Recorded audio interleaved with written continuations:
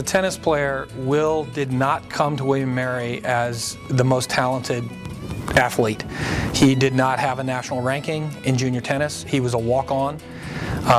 When he walked out on the first day, he was one of about 8 different freshmen that made the team, including me.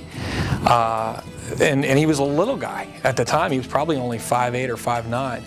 And what distinguished him from the very first time I met him all the way through his 4 years, his 5 years at William & Mary, because he redshirted, the strongest desire of anyone I have ever met not to lose. He was incredibly competitive, and the way that translated itself into an ability to focus his mental energy. In a tennis match, which is usually between 1 and 3 hours long, it's very easy to have a letdown. It's very easy to have a lapse in concentration.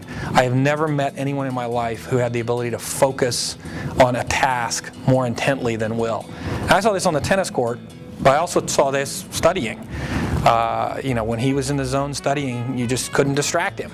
It certainly served him well on the tennis court. It was not that he had the biggest serve. It's not that he was the fastest guy.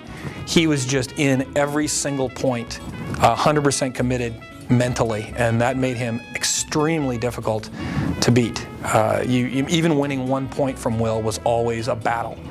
But he played doubles with Kevin Kearns, Lawrence Craig, with Scott McAsee, and then he played doubles with me in Europe and in the National Amateur Championships.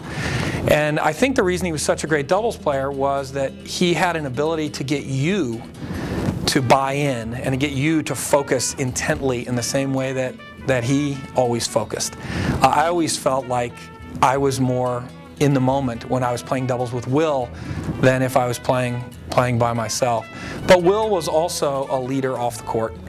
So Will was always that guy who would pick you up when you were struggling, whether you were playing doubles with him or whether he was a spectator. And I really appreciated that. I lived with the guy for 3 years, so I must have liked something about him. Most of these guys, when they showed up here at William & Mary or at a tournament, they had never heard of Will Harvey, and they were not very impressed. He didn't look that impressive, right? He was short. He was not a huge, strong guy. And so I think a lot of people didn't take him as seriously as they should have.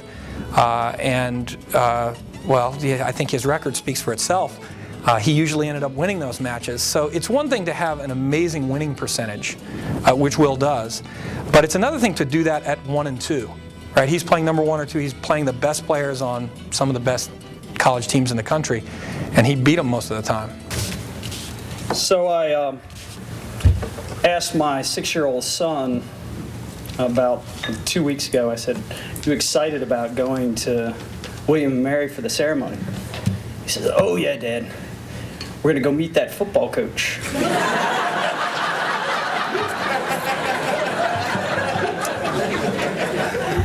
So even though the moment might have been lost on him, certainly not on me. I'd like to start off by thanking my family, my beautiful wife Lenka and my 3 kids for being here, Caroline and Ellie and William. Appreciate you being here. Brendan Harris was talking about on the video how he wasn't a highly recruited athlete. The extent of my recruiting was to call up the tennis coach at William & Mary and say, hey coach, is there any way I can get a tryout? And I think his answer was probably the same answer that he gave to Mike Tierney. He said, well, come on out, we'll see what happens. And I remember going and getting to freshman orientation. I didn't know where the tennis courts were. I went up in Yates' dorm, went up to the 3rd floor, and first thing I found, I'd been at William & Mary for 5 minutes, was a note on my door. And it was from Mike Tierney saying, I live in DuPont. I had no idea where that was. He said, come play tennis. And maybe that should have been a little shining light there. Knew that something good was going to happen. The only thing I remember about tryouts is that it was late August in Williamsburg, and the courts were about 110 degrees. And my memory is there were 25 or 30 of us playing for, I think it was actually 6 or 7 spots. And all of us, I guess, were out there trying to extend our tennis careers. I came in with no ranking, nothing. And one of my proudest moments at William & Mary was when the coach said, "You made the team." That was a really proud moment for me. I knew that William & Mary was the right place for me immediately. I came in, the note from Mike was on the door. I went in my room, I turned around and looked across the hall, and there was a guy that I'd gone to Camp Greenbrier with. Camp Greenbrier was my family's camp as a kid. And there was my roommate from Boys State. And I also knew it when I found out that there were 30 guys on our freshman hall, and 16 of them were varsity athletes. Now, I got to tell you, our freshman hall was the most dangerous place in Williamsburg. I'm not kidding. You could not open the door to your room or the door at the end of the hall because there'd be a frisbee or a lacrosse ball, tennis balls, a few ceiling tiles. I woke up one Sunday morning, bam! Whoa, what was that? 9 o'clock Sunday morning. Everybody in college should be asleep. Bam! So I crawled down to the end of my bed and I opened the door about an inch, and I looked down and there's lacrosse goalie Eric Gorman in his tighty whities hitting 3 irons up the hall. That was pretty normal for our freshman hall. So I knew I was in the right place right away. One of the things they ask you when you're going to be inducted into the Hall of Fame is what's your proudest moment? What's your proudest athletic moment? And one of the moments for sure was making the team. When we won the CAA as a team for men's tennis, the first one, I was really proud of that.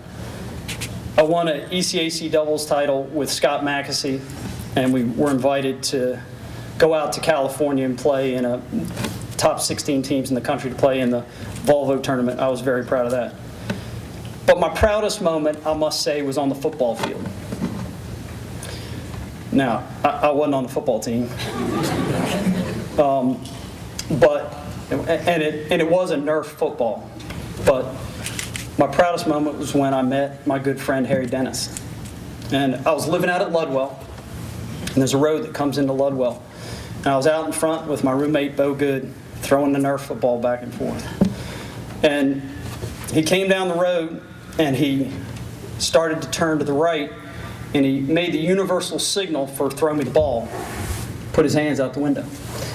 Now Harry is driving a Mercedes-Benz convertible with the top on, and so I gave him a little pump, so go for it. And he turns right and starts going down the hill away from me.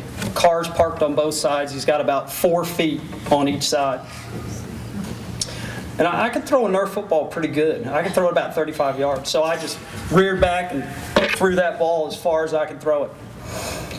And Harry's driving his convertible with the top on Mercedes. And he drives down, slams on the brakes, reaches out the window, and pulls it in. I go running down the hill and I start giving this guy high fives. I've never seen him before. And we're jumping up and down and cheering. And then there's a long, awkward silence. But there's never been one since then. And I say that's maybe my proudest athletic moment because that's what brought me friendship with Harry and so many others that are sitting over there. That's really my proudest moment. On a serious note, I loved being on the William & Mary tennis team because I loved the guys on the team. I loved going to practice. I loved going on tennis trips. It was just an awesome time for me. I played tennis for about a year after I left college, and it just wasn't the same. And I think a lot of the guys have talked about it already. You get here and you get close to folks, and it's a family, and I love being here. There are a bunch of folks I want to thank. Certainly my teammates for making the experience such a great one. I want to thank Coach Pollard, who's no longer with us, but who came in and coached me my last 3 years. And I'm sure that he spent a lot of his own money to try to make us better. I want to thank Coach Reppert, who was the girls' coach, the women's coach back then, who would often get up at 6:30 in the morning and work out with me and let me practice with the women's team when we weren't having practice. That meant a great deal to me. I want to thank my 3 roommates, Mike and Bo and Paul. You heard it a little bit from Mike about how I could be a little overly focused, and I appreciate them putting up with me for all the years in school and after. I want to thank Jewel Esposito, who I met on the first day of freshman orientation, who kept me straight all the way through school and all the way till now, really. I want to thank Kevin Humphrey, who was a high school buddy of mine that I dragged out on the tennis courts every morning before school. We had to put socks with holes in the ends over our hands and our tennis rackets so that we could manage because it was so cold. Just a couple more folks. I want to thank Danny Cantwell and his family. I pretty much lived with them for a couple of years in junior and senior year in high school for letting me stay on their couch. They adopted me. That meant a great deal. I want to thank my mom, my stepdad, for always being there for me, for supporting me in every single thing I've ever done, for telling me that I could do it. Thank you so much. I want to thank my father, who came to so many matches here at William & Mary, and the great, great sacrifice that he made. I didn't know how much of a sacrifice he'd made until I had my own kids and I started going to their games. And I thought that the coldest place in the world was Antarctica or maybe the top of Mount Everest. But the coldest place is wherever it is your kids have a sporting event. That's for sure the coldest place you can go. Thank you for being there on all those cold days. I'm so honored to have been a student at William & Mary. I was so honored to be a member of the tennis team. And now I'm so honored to be a member of the William & Mary Athletic Hall of Fame. Thank you very much.